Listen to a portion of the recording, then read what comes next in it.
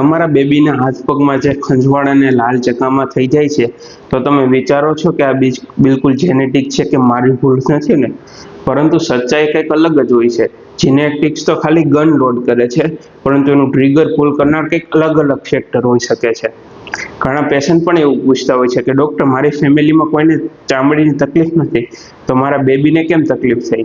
Doctor, હું રોજ cream લગાડું છું, થોડા દિવસ પાછું સારું થઈ જાય, પરંતુ પાછું કેમ આવી જાય છે? ડૉક્ટર, શું આ મોટો થશે તો એની સાથે જ આ રોગ રહેશે કે વહી જશે? તો સાંભળો, એક્ઝિમાની ટેન્ડન્સી જીન્સમાં હોય છે, એટલે કે આપણે જીનેટિક્સમાં. પણ ટેન્ડન્સી એટલે કે બીમારી નહીં.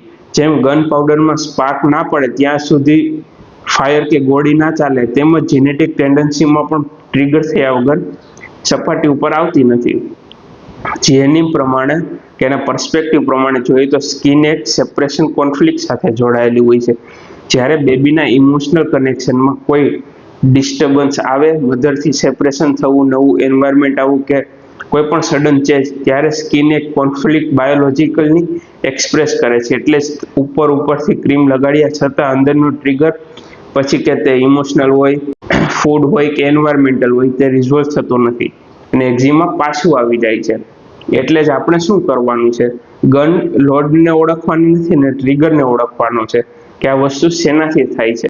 આ રૂટ કોઝ ફાઇન્ડ ના થાય ત્યાં સુધી, એટલે કે ખબર ન પડે કે શું રૂટ કોઝ છે, ત્યાં સુધી દર 2-3 મહિને ફોલો પાછો આપતો હોય છે.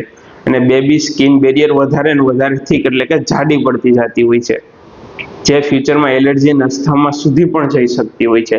તો આજે જ એક કામ કરો, ક્લિનિક પર કોલ કરો છો તો અમને મળી જાઓ. અમે તમારી સાથે બેબીનો કેસ ડિસ્કસ કરીશું અને સાથે મળીને આ ટ્રિગરને શોધીશું અને ટ્રીટમેન્ટ કરીશું.